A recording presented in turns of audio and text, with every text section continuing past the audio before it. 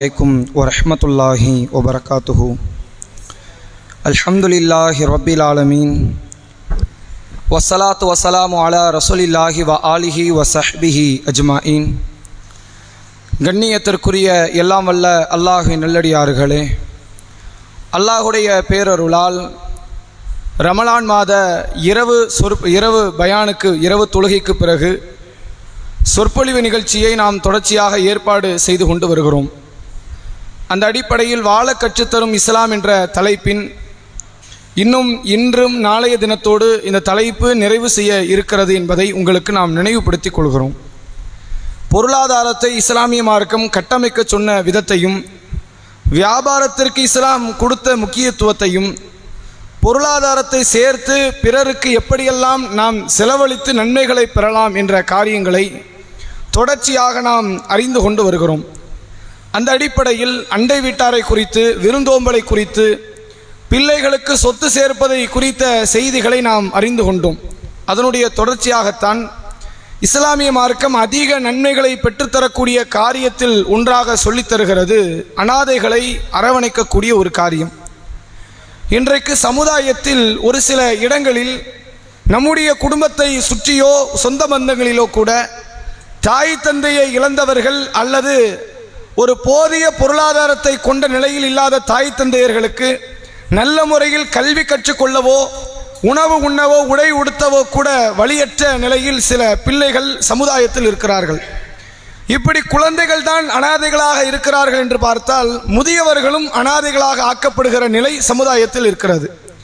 எந்த அளவிற்கு ஆக்கப்படுகிறது என்றால், பிள்ளைகளால் பெற்றோர்கள் நிராகரிக்கப்படுகிறார்கள், அல்லது பிள்ளைகள் மரணித்ததனால் பெற்றோர்களுக்கு எந்த ஒரு பொருளாதாரம், எந்த ஒரு பிடிமானம் இல்லாமல் அனாதைகளாக சமுதாயத்தில் ஆக்கப்படுகிறார்கள். அப்படிப்பட்ட அந்த முதியவர்களை, அந்த குழந்தைகளை பொறுப்பேற்று வளர்ப்பதற்கு இஸ்லாமிய மார்க்கம் அதிகமான ஆர்வத்தை தூண்டுகிறது. நபிகள் நாயகம் ஸல்லல்லாஹு அலைஹி வஸல்லம் அவர்களை எடுத்துக்கொண்டால், அவர்கள் நபியாவதற்கு முன்பாகவே ஸைத் என்ற ஒரு சிறுவனை அல்லாஹுடைய தூதர் அவர்கள் தனது வளர்ப்பு மகனாகவே வளர்த்து கொண்டு வருகிறார்கள். இஸ்லாத்தை ஏற்ற பிறகு நபி அவர்களுக்கு பின்பாக ஸைத் ரலியல்லாஹு அவர்களும் இஸ்லாத்தை ஏற்று தலை சிறந்த நபித்தோழர்களில் ஒருவராகவும் வருகிறார்கள். அப்ப இந்த அனாதைகளை அரவணைப்பது என்பது ஏதோ இஸ்லாத்தில் இறுதி தூதர் காலத்தில் உருவாக்கப்பட்டது கிடையாது. அனாதைகளை அரவணைக்க வேண்டும் என்பது பல நபிமார்களுடைய காலங்கள் தொட்டு இந்த வழிமுறைகளை இஸ்லாம் நமக்கு அதிகமாக நினைவுபடுத்துகிறது. அனாதைகளை அரவணைப்பதனால் மார்க்கம் என்ன நன்மைகளை சொல்லித் தருகிறது?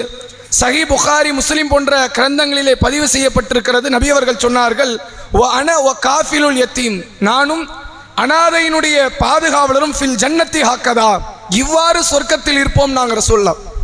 நானும் அனாதைகளை யாரெல்லாம் பொறுப்பேற்று வளர்க்கிறார்களோ, அது முதிய அனாதைகளாக இருந்தாலும் சரி, இளம் பருவத்தை சார்ந்த அனாதைகளாக இருந்தாலும் சரி, அந்த ஆதரவற்ற அனாதை பிள்ளைகளை யாரெல்லாம் பொறுப்பேற்று வளர்க்கிறார்களோ, ஃபில் ஜன்னத்தி ஹக்கதா, சொர்க்கத்தில் நாங்கள் இவ்வாறு இருப்போம். நபியோடு இருப்பதற்கான ஒரு வாய்ப்பு அனாதைகளை அரவணைத்தவர்கள், ஆறுதல் தந்தவர்களுக்கு இருக்கிறது என்று மார்க்கம் சொல்கிறது.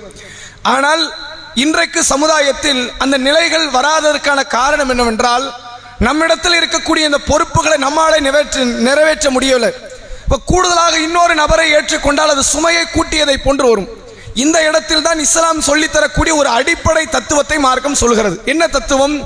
எப்போதெல்லாம் ஒரு நபர் பிறரை பொறுப்பேற்று வளர்ப்பதற்கு ஒரு இடத்தில் வருகிறார்களோ, அடுத்தவருடைய உணவுக்கு, வாழ்வாதாரத்திற்கு நாம் பொறுப்பேற்றுக் கொள்கிறோமோ, அவர்களுக்கு செய்ய வேண்டிய அருளை அல்லாஹ் நமக்கு செய்வான். இது இஸ்லாம் சொல்லித்தரக்கூடிய தத்துவம். இப்போ ஒரு வியாபாரத்தை ஒன்று ஏற்பாடு செய்கிறோம். அந்த வியாபாரத்தில் ஒரு 10 நபர்களை ஊழியர்களாக சேர்க்கிறோம். நீங்க அவர்களுக்கு அல்லாஹ் அருள் புரிய வேண்டும் என்றால் இந்த வியாபாரத்தில் அல்லாஹ் பரக்கத்தை தருவான். அந்த வியாபாரத்தில் அல்லாஹ் பரக்கத்தை தருவதன் வாயிலாக அவர்களுக்கு அல்லாஹ் அருளை வழங்குவான் என்ற ஒரு தத்துவத்தை, ஒரு நியதியை இஸ்லாம் நமக்கு சொல்லித் தருகிறது. அதே போன்றுதான் இந்த ஏழைகளை, கைம பெண்களை பற்றியும் இஸ்லாம் அதிகமாக வலியுறுத்துகிறது. சமுதாயத்தில் கணவனை இழந்த கைம பெண்கள் உண்டு. அதே போன்று விவாகரத்து செய்யப்பட்ட, தலாக்கோ குலாவோ இடப்பட்ட, கணவனை இழந்து வாடக்கூடிய பெண்கள் சமுதாயத்தில் இருக்கிறார்கள். அப்படிப்பட்ட ஏழை பெண்களுக்கு சமுதாயத்தை நாம செய்யறது என்ன? ரமலானுடைய காலம் வந்தால் ஒரு சில பொருளாதாரத்தை ஸகாத்திலிருந்து கொடுப்போம். அதோடு நம்ம பணி முடிஞ்சிருச்சு நினைக்கிறோம். ஆனால் இஸ்லாம் அதிகமான நன்மை என்று சொல்லித்தந்த காரியத்தில் ஒன்றுதான் இந்த கைம பெண்களை அரவணைத்துக் கொள்வது. அவர்களை பொருளாதார ரீதியான ஒரு தன்னிறைவு பெற்றவர்களாக மாற்றுவது, அவர்களுக்கு கண்ணியமான சூழ்நிலையை உருவாக்கி கொடுப்பது. அதை பற்றி நபி அவர்கள் சொன்னார்கள். சஹீ புகாரியிலே பதிவு செய்யப்பட்டிருக்கிறது. அஸ்ஸாயி அலல் அர்மலா ஒல் மிஸ்கீன், யார் கைம பெண்களுக்காக வேண்டி பொருளாதார விஷயத்திலே போராடுகிறார்களோ, அதே நேரத்தில் யார் ஏழைகளுக்காக வேண்டி பொருளாதார விஷயத்திலே போராடுகிறார்களோ, கல் முஜாஹித் ஃபி சபீலில்லாஹ், அவர் அல்லாஹ்வுடைய பாதையிலே போர் தொடுப்பதை போன்று, அல்லது பகல் முழுவதும் நோன்பு வைத்து இரவு முழுவதும் தொழுதால் ஒருவர் என்ன நன்மை அடைகிறாரோ, ஏழைகளுக்காக வேண்டி உழைத்தால் அந்த நன்மை அடைகிறார், கைம பெண்களுக்காக வேண்டி உழைத்தால் அந்த நன்மை அடைகிறார் என்று மார்க்கம் சொல்கிறது. இப்ப ஏழ்மை நீக்க இஸ்லாம் சொன்ன தத்துவம் என்ன? நாம வெறுமனே ஜக்காத்தை மட்டும் கொடுத்து கொண்டிருக்கிறோம், அல்லது நாம வெறுமனே தர்மத்தை சதக்காவை மட்டும் கொடுத்து கொண்டிருக்கிறோம். அவர்களை தன்னிறைவு பெற்றவர்களாக மாற்றுவதற்கு இஸ்லாம் சொன்னது என்னன்னா, அவர்களுக்கு வியாபாரத்தை அமைத்து கொடுப்பது, அவர்களை ஒரு தொழில் முனைவர்களாக மாற்றுவது. ஜக்காத்துடைய நோக்கமே இதுதான். வருடா வருடம் நம்ம ஜக்காத்து கொடுத்து கொண்டே இருக்கிறோம். ஜக்காத்து வாங்குபவர்கள் எண்ணிக்கை அதிகமாகிறதே தவிர அது குறைந்தபாடு கிடையாது. ஆனால் இஸ்லாம் இப்படித்தான் ஜக்காத்தை சொல்லிச்சான்னு கேட்டா, யாரெல்லாம் ஜக்காத்தை பெறக்கூடிய இடத்தில் இருக்கிறார்களோ அவர்களுக்கு சுய தொழிலை ஏற்படுத்தி கொடுக்க இஸ்லாம் காட்டி தருகிறது. ரசூலுல்லாஹ்வுடைய காலத்தில் அந்த நன்மை இருந்தது. ஏழை நபித்தோழர்களாக இருப்பவர்கள் செல்வந்தர்களிடத்தில் ஊழியர்களாக வேலை பார்ப்பார்கள். அதன் வாயிலாக அவர்கள் பரக்கத்தை பெறுவார்கள். வியாபாரத்தை செய்து தங்களுடைய வசதி வாய்ப்புகளை பெருக்கிக் கொள்வார்கள். யாரிடத்திலும் அடுத்து கையேந்துகின்ற ஒரு சூழ்நிலையை உருவாக்காத ஒரு தன்மை நபி அவர்கள் உருவாக்கினார்கள். ஒரு அரபு மனிதர் ஜக்காத்து தன்னுடைய வியாபாரத்திலிருந்து, தன்னுடைய பொருளாதாரத்திலிருந்து ஒரு 10 ஆடுகளை ஜக்காத்து கொடுக்கக்கூடிய இடத்தில் இருக்கிறார். அவர் என்ன செய்கிறார்? ஒரு ஏழை மனிதர்கிட்ட போய் அந்த மொத்த 10 ஆட்டையும் அந்த ஏழை மனிதருக்கு ஜக்காத்தை தருகிறார். அவருடைய ஊழியர் கேட்கிறார், 10 ஆடு நீங்க ஜக்காத்து கொடுக்குறீங்க, 10 ஏழைகளுக்கு கொடுத்தால் 10 ஏழைகள் பயன்படுவாங்களா இல்லையா? நீங்க ஒரே ஒரு ஏழைக்கு மட்டுமே 10 ஆட்டை கொடுப்பதனால என்ன பயன் இருக்கு? அந்த ஒருத்தர் மட்டும்தானே அதை சாப்பிடுவாரு, அதை கொண்டு வேற யாருக்கும் பயன் இல்லை என்று அவருடைய ஊழியர் கேட்கிறார். அதுக்கு இவர் கொடுத்த பதில் என்ன தெரியுமா? நான் 10 பேருக்கு 10 ஆடுகளை கொடுத்தால் அவர்கள் அறுத்து சாப்பிட்டு 10 நாள்ல காலியாக்கிடுவாங்க. ஆனால் 10 ஆடுகளை ஒரு ஏழைக்கு கொடுத்திருக்கிறோம் பார்த்தீங்களா? அவர் புத்தி உள்ளவராக இருந்தால் இதை வைத்து அவர் அடுத்து தொழில் ஆரம்பிப்பார், வியாபாரத்தை செய்வார். இந்த 10 ஆடுகளை அடுத்து விலை பேச ஆரம்பிப்பார். அதை பொருளாதாரத்தை ஈட்டி மீண்டும் அடுத்த ஆட்டு தொழிலை ஈடுபடுவார். இது அவருடைய ஏழ்மை நிலையை நீக்கி, வறிய நிலையை நீக்கி, கையேந்துகின்ற சூழ்நிலையில் இருந்து அவரை தூரப்படுத்தும் என்பதாக ஒரு மனிதர் சொன்ன ஒரு வார்த்தையை வரலாற்றிலே சில புத்தகங்களில் பதிவு செய்து வைத்திருக்கிறார்கள். நீங்கள் கவனிக்க வேண்டிய விஷயம் என்ன தெரியுமா? இன்னைக்கு நம்ம சமுதாயத்தில் நிறைய பொருளாதாரங்கள் வருகிறது. லேண்ட் வாங்கி போடுறாங்க. ஏராளமான இடத்துல காயல்பட்டினத்தையும் அதை சுற்றி உள்ள இடங்களிலும் நிலத்தை வாங்கி குவிக்கக்கூடிய இடத்துல மக்கள் இருக்கிறாங்க. பெண்களை எடுத்துக்கொண்டால் தங்களுக்கு பொருளாதாரம் வந்துச்சுன்னு வைங்க, நகைகளாக வாங்கி செய்கிறார்கள். 100 சவரன் நகை இருக்கும் சில பெண்கள்கிட்ட, 200 சவரன் 300 சவரன் நகையெல்லாம் கூட ஒரு சில பெண்கள் வைத்திருப்பார்கள். அந்த நகைகளாக இருப்பதை கொண்டு ஏதாவது பயன் இருக்குமா? நாளைக்கு அடுத்து பிள்ளைகள் கைக்கு மாறுவதை தாண்டி எந்த விதமான பயனும் கிடையாது. இஸ்லாம் இதற்கு சொல்லித்தந்த வழிமுறை தான் இந்த வியாபாரம். அல்லாஹ் இந்த வியாபாரத்திற்கு முன்பு கொடுத்த முக்கியத்துவத்தை நான் உங்களுக்கு முன்பாகவே நினைவுபடுத்தினேன். திருக்குரானில் அல்லாஹ் சொல்லுகிறான், வட்டி வாங்கக்கூடியவர்கள் நரகவாசிகள் என்ற காரணம் என்ன தெரியுமா? ذَلِكَ بِأَنَّهُمْ قَالُوا إِنَّ اللَّهَ إِنَّ بَيْعَ مِثْلَ الرِّبَا. அல்லாஹ் ரப்புல் ஆலமீன் சொல்லுகிறான், அதாவது வியாபாரத்தையும் வட்டியையும் ஒன்றாக பார்த்தார்கள் அந்த நரகவாசிகள். வியாபாரத்தை அல்லாஹ் ஹலாலாக்கி இருக்கிறான், வட்டியை அல்லாஹ் ஹராமாக்கி இருக்கிறான் என்று அல்லாஹ் சொல்லுகிறான். அப்ப வியாபாரத்திற்கு இஸ்லாம் கொடுத்த முக்கியத்துவம் அதிகம். நம்மிடத்தில் இருக்கக்கூடிய பொருளாதாரத்தை வெறுமனே நிலங்களை வாங்கி வீடுகளை கட்டி வாடகை விடக்கூடிய இடத்தில் இருக்கிற இந்த முஸ்லிம் சமூகம் அதை வியாபாரமாக மாற்றினார்கள். வைங்க, ஒரு பெரிய கடை அமைக்கிறார்கள். வேறு பகுதியில் கிடைக்கக்கூடிய பொருட்களை இங்கே கொண்டு வந்து வைக்கிறாங்க. இது மூலமாக விற்பனை செய்யக்கூடிய ஒரு சூழ்நிலை உருவாக்கினால் வேலை இல்லாதவர்களுக்கு வேலை கொடுக்கலாம், ஏழ்மை நிலையில் இருப்பவர்களுடைய ஏழ்மை நீக்கலாம், சதக்கா என்ற நிலையை தாண்டி ஊதியம் என்ற இடத்திற்கு வரலாம். இதுவெல்லாம் இறைவனுடைய பரக்கத்து நிறைந்த காரியங்களில் ஒன்று என்பதாக மார்க்கம் சொல்லக்கூடிய நிலைகளை நாம் புரிந்து கொள்ள முடிகிறது. இப்போ இதெல்லாம் இஸ்லாம் சொல்லக்கூடிய பொருளாதார தத்துவங்களில் உண்டு. இப்போ இவ்வளவு பொருளாதாரம் சேர்க்கிறோம், அதை எப்படியெல்லாம் அல்லாஹ்வுடைய பாதையில் செலவழிக்கிறோம் என்ற நிகழ்வை பார்த்தோம். அதே மாதிரி இந்த பொருளாதாரம் சேர்க்கக்கூடிய விஷயத்தில் இஸ்லாம் தடுத்த சில காரியங்களும் இருக்கிறது. அது என்ன காரியம் என்று நீங்கள் பார்த்தால், அல்லாஹ் திருமறை குர்ஆனிலே சொல்கிறான், வஅலமு அன்னமா அம்வாலுக்கும் அவுலாதுக்கும், உங்களுடைய பொருள் செல்வமும் உங்களுடைய பிள்ளை செல்வமும் ஃபித்னத்துன், அது ஒரு குழப்பம் தான் என்று அல்லாஹ் ரப்புல் ஆலமீன் பேசுகிறான். நீங்க எவ்வளவுதான் பொருளாதாரத்தை சேர்த்து வைத்திருந்தாலும் சரி, ஒரு காலத்தில் இந்த பொருளாதார சிந்தனை என்ன ஆகிடக்கூடாது, மறுமையை விட்டு மார்க்கத்தை விட்டு உங்களை திசை திருப்பி விடக்கூடாது. அப்படி திசை திருப்பி விடுகிறது என்றால் நீங்கள் இறைவனுக்காக உலகத்தில் வாழக்கூடியவர்களாக பார்க்கப்படாது, பொருளாதாரத்திற்காக வாழக்கூடியவர்களை போன்ற சிந்தனை மாறிவிடும். திருமறை குர்ஆனில் அல்லாஹ் ரப்புல் ஆலமீன் பேசுகிறான் சூரா முனாஃபிக் என்ற அத்தியாயத்தில், யா அய்யுஹல்லதீன ஆமனு, ஈமான் கொண்டோர்களே, லா துல்ஹிக்கும் அம்வாலுக்கும் வல அவுலாதுக்கும் அன் திக்ரில்லா, அல்லாஹ்வுடைய நினைவு விட்டும் உங்கள் பொருள் செல்வமோ உங்கள் மக்கள் செல்வமோ உங்களை திசை திருப்பி விட வேண்டாம். நீங்க எவ்வளவுதான் பணம் சம்பாதிங்க பிரச்சனை இல்லை, சம்பாதிக்கிறதெல்லாம் நன்மைக்காக செலவழிங்க பிரச்சனை இல்லை, உங்களுக்கு சேர்த்து வையுங்கள், உங்கள் பிள்ளைகளுக்கு சேர்த்து வையுங்கள் பிரச்சனை கிடையாது. ஆனால் இந்த பணம் சம்பாதிக்கணுங்கிறதுக்காக வேண்டி அல்லாஹ் மறந்துடாதீங்க, பணம் சம்பாதிக்க வேண்டும் என்பதற்காக மறுமையை மறந்துடாதீங்க, பணம் சம்பாதிக்க வேண்டும் என்பதற்காக சொர்க்கத்தை மறந்துடாதீங்க, நமக்கு மறுமையே கிடையாது என்பதை போன்று நீங்கள் நினைத்து விடாதீர்கள். ஒமை யஃபால் தாலிக், யார் அப்படி மாறிவிடுகிறார்களோ ஃபஉலாயிக ஹுமுல் காசிரூன், அவர்கள் நஷ்டவாளிகள் என்பதாக திருக்குர்ஆன் சொல்லித் தருகிறது. இப்போ எவ்வளவுதான் பணம் சம்பாதித்தாலும் சரி, பொருளாதாரத்தின் மீது ஒரு ஆசை இருந்தாலும் சரி, அந்த ஆசையை காட்டிலும் எதன் மீது ஆசை இருக்கணும்? மறுமையின் மீது, அல்லாஹ்வுடைய நினைவின் மீது, தொழுகையின் மீது நமக்கு ஆசை இருக்க வேண்டும் என்று மார்க்கம் சொல்கிறது. அதே போன்று திருக்குர்ஆனில் சூரா நூர் என்ற 24வது அத்தியாயத்தினுடைய 37வது வசனத்தில் அல்லாஹ் பேசுகிறான், ரிஜாலுன், சில ஆண்கள் இருக்கிறார்கள், லா துல்ஹீஹிம் திஜாரத்து வலா பைஉன் அன் திக்ரில்லா, அவர்களுடைய வணிகமோ அவர்களுடைய வியாபாரமோ அல்லாஹ்வுடைய திக்ரை விட்டும் அவர்களை ஒருபோதும் திசை திருப்பி விடாது. அதே நேரத்தில் வ இகாமிஸ் ஸலா, தொழுகையை விட்டும் அவர்களை தூரப்படுத்தி விடாது. வ ஈதாஇ ஸக்கா, ஜக்காத் கொடுப்பதை விட்டும் அவர்களை தூரப்படுத்தி விடாது.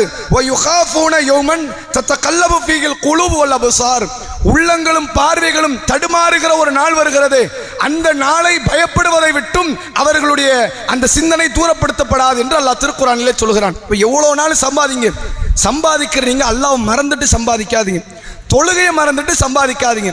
இன்றைக்குள்ள சூழ்நிலையில் நீங்கள் முஸ்லிம்களை பார்க்கலாம், வியாபாரத்தில் உட்காருவார்கள், அல்லாஹ் சொன்ன அடிப்படையில் அருளை தேடுவார்கள், அருளை பெறுவதற்காக பெரும் முயற்சிகளை செய்வார்கள், ராப்பகலாக உழைப்பார்கள், சதக்காக்களை செய்வார்கள். ஆனால் என்ன இருக்காது?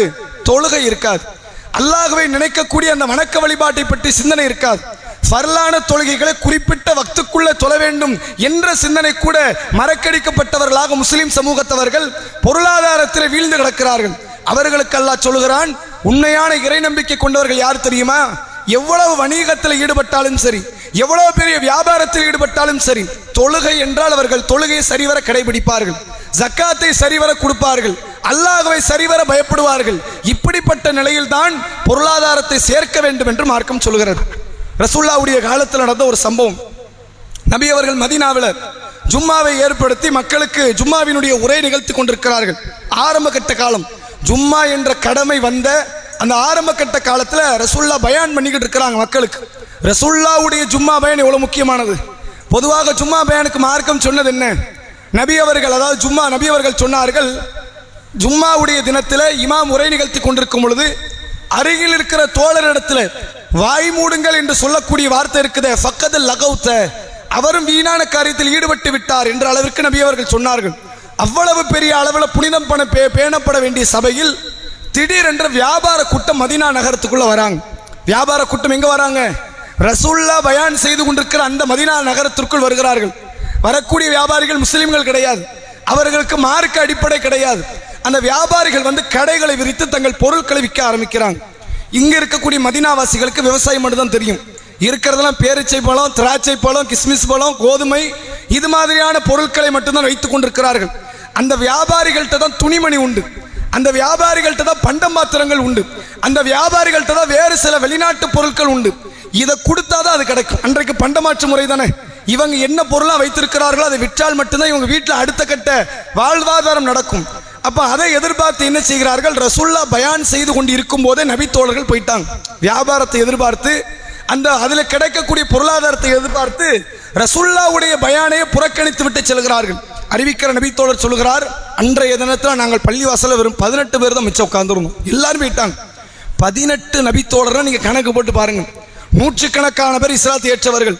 ரசூலுல்லாஹ் மதீனாக்குள்ள நகரத்துக்குள் நுழையும் பொழுது மக்கால இருந்து வந்தவங்களே நூற்றுக்கணக்கான பேர், அதே நேரத்தில் மதீனாவில் நூற்றுக்கணக்கான பேர் இஸ்லாத்தை ஏற்றுக்கொண்டார்கள். பல நூறு பேர் இஸ்லாத்தில் இருந்து பள்ளிவாசலில் வந்து ஜும்மா தொழுகைக்காக வந்து அமர்ந்து கொண்டிருக்கிறார்கள். நபி அவர்கள் உரை நிகழ்த்தி கொண்டிருக்கிறார்கள். இந்த நேரத்தில் வியாபார கூட்டம் வந்த உடனே ரப்புடைய தொழுகையை புறக்கணித்து விட்டு பெரும் கூட்டம் சென்று விட்டார்கள். அத்தனை பேர் நபித்தோழர்கள், இறையச்சத்தில் நமக்கு முன்மாதிரியானவர்கள், நமக்கு பெருமளவில் மார்க்க அடிப்படையிலான அந்த வாழக்கூடிய அந்த தத்துவத்தை, தியாகத்தை, அர்ப்பணிப்பை சொல்லி தந்தவர்கள். அந்த கூட்டம் போயிட்டாங்க. அல்லாஹ் திருக்குரானிலே வசனத்தை இறக்குகிறான், இதா ராவு திஜாரத்தன் அவு லகுவனின் ஃபத்து இலைஹா ஒத்தரக்கூக்க காயிமா குல்மா இந்தல்லாஹி கைரும் மினல் லகுவி வ மினத் திஜாரா வல்லாஹு கைருர் ராசிகீன். அல்லாஹ் சொல்கிறான், நபியே, அவர்கள் வியாபாரத்தை கண்டாலோ வீணானதை கண்டாலோ உங்களை நின்ற நிலையில் விட்டுவிட்டு சென்று விடுகிறார்கள். அவர்களுக்கு நீங்க சொல்லுங்க, என்ன தெரியுமா, நீங்கள் திரட்டக்கூடிய பொருளாதாரத்தை விட, வியாபாரத்தை விட, பணக்காசை விட அல்லாஹ்விடத்தில் இருப்பதுதான் சிறந்தது. அல்லாஹ் தான் உணவு கொடுக்கிறாங்கிறது ஞாபகம் இருக்குதா இல்லையாங்கிறான்ல. அல்லாஹ் தான் உணவு கொடுப்பதில் சிறந்தவன் என்று அல்லாஹ் நினைவுபடுத்துகிறான். நீ போய் சம்பாதித்து தான் மனைவிக்கு கொடுக்கிற நீ நினைச்சுக்கிட்டு இருக்கிறியா? நீ போய் சம்பாதித்து தான் பிள்ளைகளுக்கு தருகிறாய் என்று நினைக்கிறாயா? நீ போய் சம்பாதித்து தான் உன்னை நீ காப்பாற்றி கொண்டிருக்கிறாய் என்று நினைக்கிறாயா? ஏன் நாட்டம் இல்லாமல் உன் வியாபாரத்தில் பரக்கத்து கிடையாது. ஏன் நாட்டம் இல்லாமல் உன் வியாபாரத்தில் அபிவிருத்தி கிடையாது. ஏன் நாட்டம் இல்லாமல் உனக்கு வியாபாரமே கிடையாது என்ற அளவில் அல்லாஹ் ரப்புல் ஆலமீன் நபி தோழர்களை கடுமையான முறையில் கண்டிக்கிற ஒரு இடம் இது. எவ்வளவு நாள் சேர்க்கலாம். அந்த வசனத்திற்கு முந்தைய வசனத்தில் தான் அல்லாஹ் சொல்றான், ஃபைதா குதியத்தி ஸலா ஃபன்தஷிரு ஃபில் அர்தி வப்தகு மின் ஃபத்லில்லாஹ்.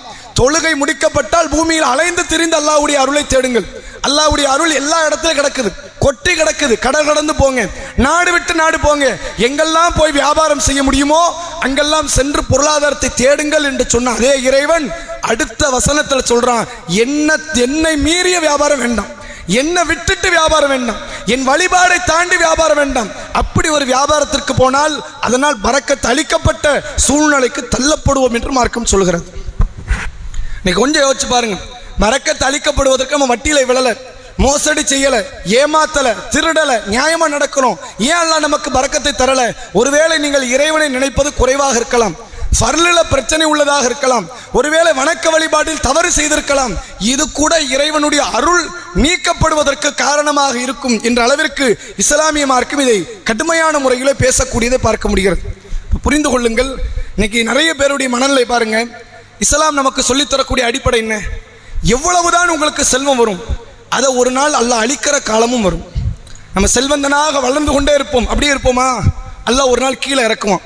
ரசூல்லாவுடைய காலத்தில் நடந்த ஒரு சம்பவம், ஒட்டக யுத்தம் நடக்குது. ரசூல்லா கிட்ட பைதா என்ற ஒரு ஒட்டகம் இருந்தது. அந்த ஒட்டகத்தினுடைய தன்மை என்ன தெரியுமா? ரசூல்லாவுடைய ஒட்டகத்தை யாருமே ஜெயிக்க முடியாது, அப்படி ஒரு கட்டுக்கோப்பா ரசூல்லா வளர்த்து வச்சிருந்தாங்க. அவ்வளோ பெரிய ஒரு வீரமிக்க முறையில் வளர்க்கப்பட்ட ஒட்டகம் ரசூல்லாவுடைய பைதா என்ற அந்த ஒட்டகம். ரசூல்லாவுடைய ஒட்டகத்தில் உமர் ரதியலான ஒட்டகம் ஜெயிச்சது கிடையாது, ஹாலித் பின் வலீதுடைய ஒட்டகம் ஜெயிச்சது கிடையாது. எல்லாருடைய ஒட்டகத்தை விட நபியினுடைய ஒட்டகம் தான் பிரசித்தி பெற்றது என்ற நிலையில் இருந்தது. ரசூல்லாவுடைய ஒட்டகத்தினோடு போட்டியிடுவதற்கு கிராமப்புறத்திலிருந்து ஒருவர் வருகிறார்.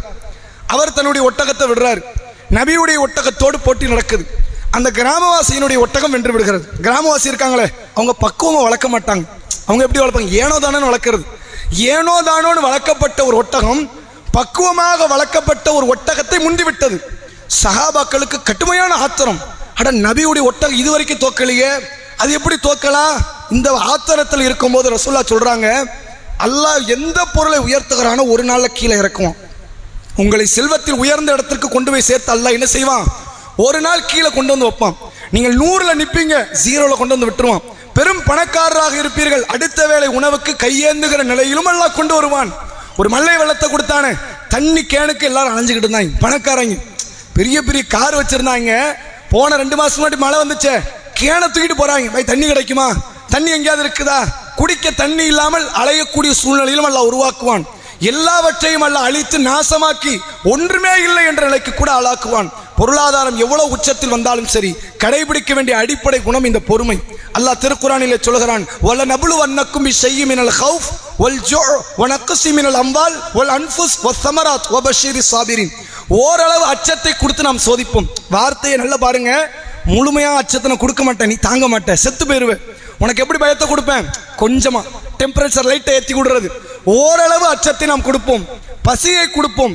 அதே நேரத்தில் உங்களுடைய செல்வங்கள், உங்கள் வீடுகளில் இருக்கிற உயிர்கள், உங்களிடத்தில் இருக்கிற பலன்கள் இதை நாம் சேதப்படுத்தி குறைத்து நாம் சோதிப்போம். நபியே சொல்லுங்கள், ஓ பஷீரி சாபிரின், பொறுமையாளர்களுக்கு நற்செய்தியை சொல்லுங்கள் என்று அல்லாஹ் சொல்கிறான். பொருளாதாரத்திலே வளர்ச்சி அடையக்கூடிய ஒவ்வொரு சகோதரர்கள், பொருளாதாரத்தை கொண்டு வியாபாரம் செய்யக்கூடியவர்கள், தொழில் செய்யக்கூடியவர்கள், வீடு கட்டக்கூடியவர்கள், ஆடம்பர பொருட்களை குறிக்கக்கூடியவர்கள் எல்லோரும் ஒன்றை புரிந்து கொள்ளுங்கள். ஒரு நாள் உங்கள் பொருளாதாரம் அழிந்து நீங்கள் கடைசியில் இன்னொரு நபரிடத்தில் கையேந்துகிற நிலை கூட வரலாம். அப்படி வந்தாலும் என்ன செய்யணும்? அல்லாவுக்காக பொறுமையா இருக்கணும். நேற்று மேல இருக்கும்போது ஒரு ஆட்டம் போட்டீங்களே, நேற்று மேல இருக்கும்போது ஒரு மகிழ்ச்சி அடைந்தீர்களே, அது போன்ற நிலையில தான் இப்போ இருக்கணும். எப்படி? நேற்றுக்கு அல்லாஹ் கொடுக்கும்போது அல்ஹம்துலில்லாஹ்னு சொன்ன வார்த்தை இன்னைக்கு இருக்கணும். துருக்கியிலே கடந்த சில மாதங்களுக்கு முன்பு ஒரு பெரும் நிலநடுக்கம், 4:20 வரை தூக்கத்திலே நிம்மதியாக துயில் கொண்டிருந்த ஒரு கூட்டம் அடுத்த ஒரு சில நிமிடத்தில் பெரும் பெரும் கட்டடங்கள் எல்லாம் இழிந்து நாசமானது. அந்த மக்கள் மீண்டும் மறுவாழ்வுக்கு வர்றதுக்கு 1 வருஷமாதான். அவ்வளோ பெரிய சேதம், அவ்வளோ பெரிய பாதிப்பு.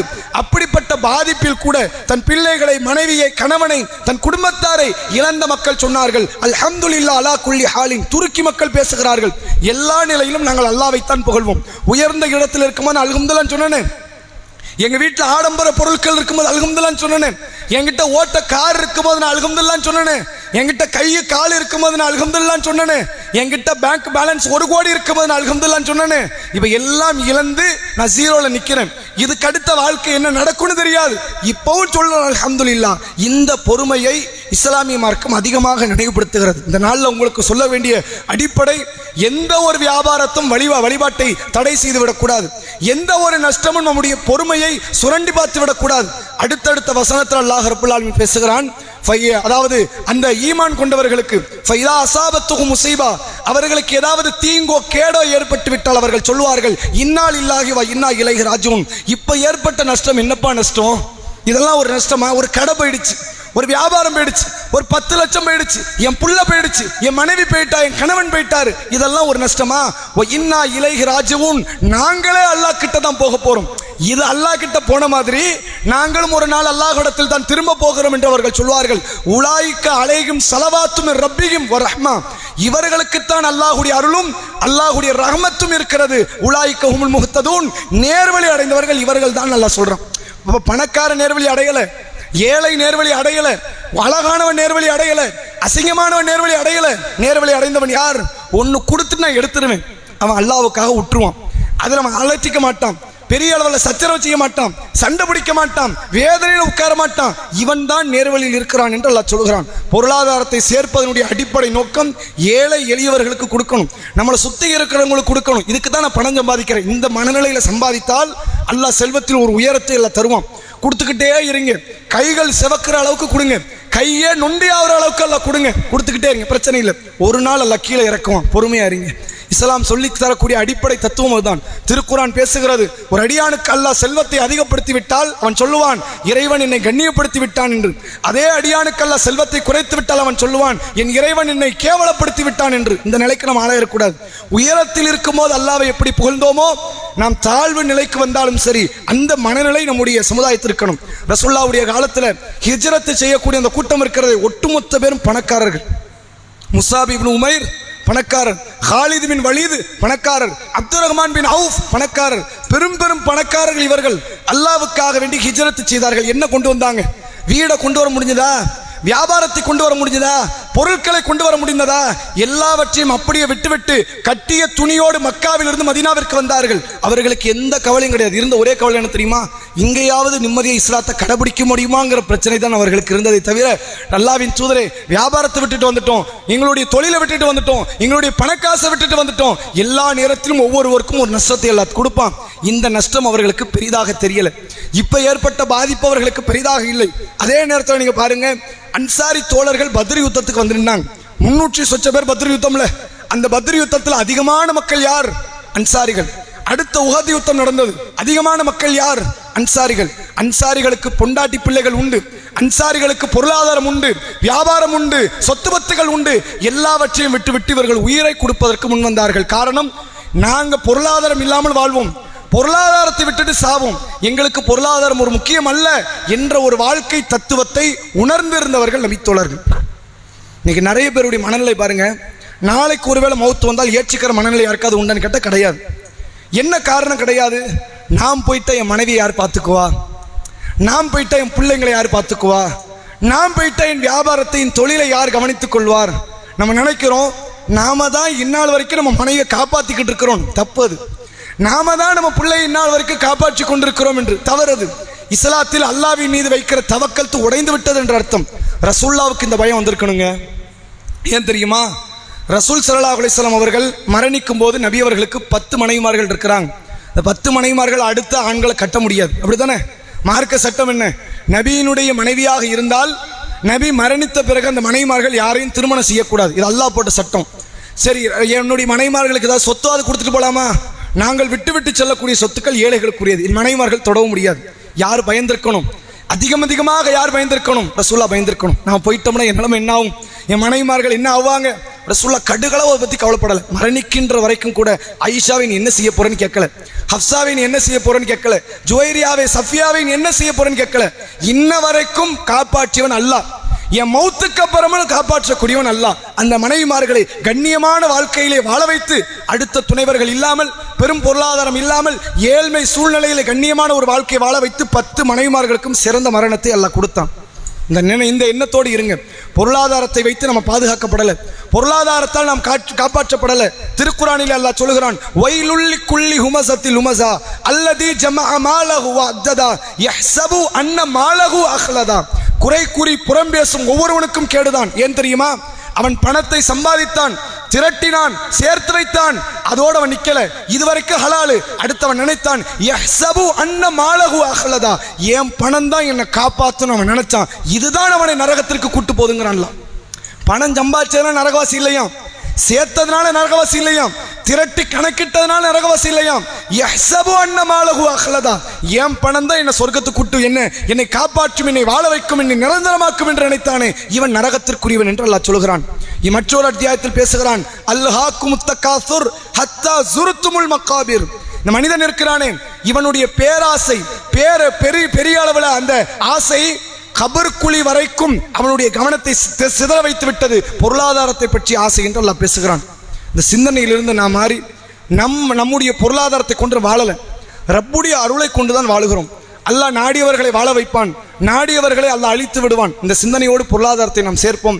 எல்லா மக்களுக்கும் நம்மால் முடிந்த அளவிற்கு நம்மை சுற்றி இருக்கிற அண்டை வீட்டார்கள், சுற்றி இருக்கிற உறவுக்காரர்கள், குடும்பத்தினர்கள், விருந்தாளிகள், எல்லா மக்களுக்கும் நல்ல முறையிலே பகிர்ந்தளித்து நம்முடைய பிள்ளைகளுக்கும் சொத்துக்களை சேர்த்து வைத்து செல்லக்கூடிய ஒரு மனநிலையில் இருப்போம்.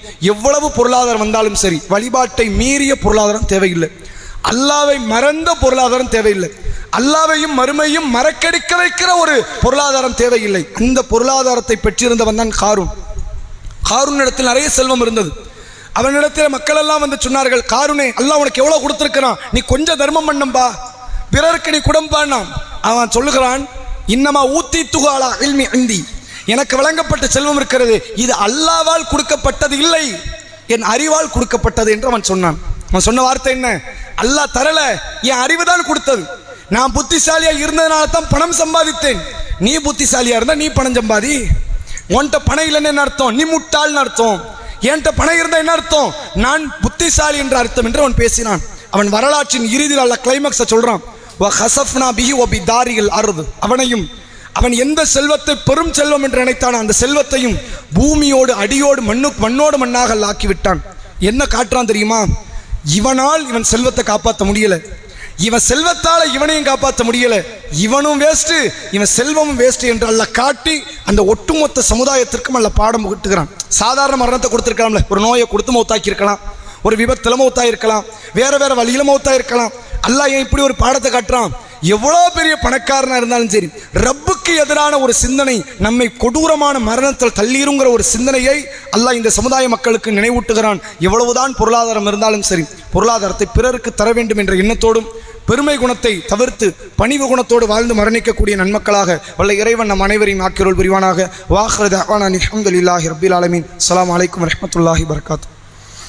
இன்றைக்கான கேள்வி, ரசூலுல்லாவுடைய காலத்தில் ஜும்மா தினத்தில் ஒரு வசனம் இறங்கியதுன்னு சொன்னோம். எதனால் அல்லாஹ் அந்த வசனத்தை இறக்கினா, அந்த வசனம் என்ன சொல்லுகிறது?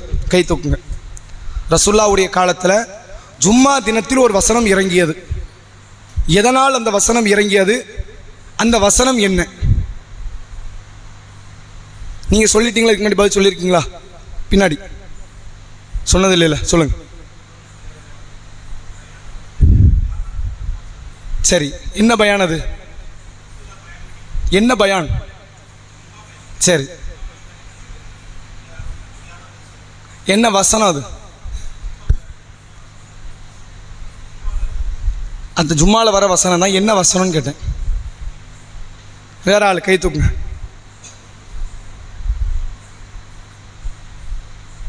நீங்க சொல்லுங்க. இல்லை, அது முந்திய வசனம். நான் சொன்னது கடைசி வசனம், தமிழ் கடைசி வசனம்.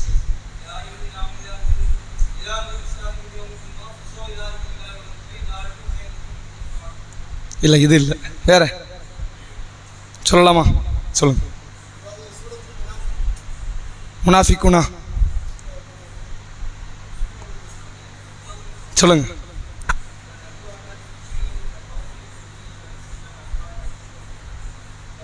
இல்லை இல்லை, இந்த வசனம் இல்லை, இதுவும் இல்லை. கரெக்டாக அந்த வசனம் மட்டும் தான் மிஸ் ஆகுது. எல்லா வசனம் வந்துருச்சு. நான் பயானில் சொன்ன 10 வசனம் சொன்னேன், 9 வந்துருச்சு. நான் கரெக்டாக அந்த ஒரு வசனம் வந்து விட்டாயிடுச்சு. ஓ இதா ரவு திஜாரத்தன் அவ் லகுவனின் ஃபத்து இலைஹா ஒத்தர கூக்க காயுமா.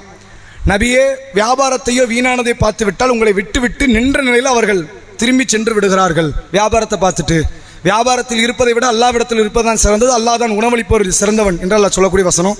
இன்னைக்கு பரிசு இல்லை, சரிங்களா? இன்னைக்கான திக்ர் நினைவுபடுத்துகிறேன்.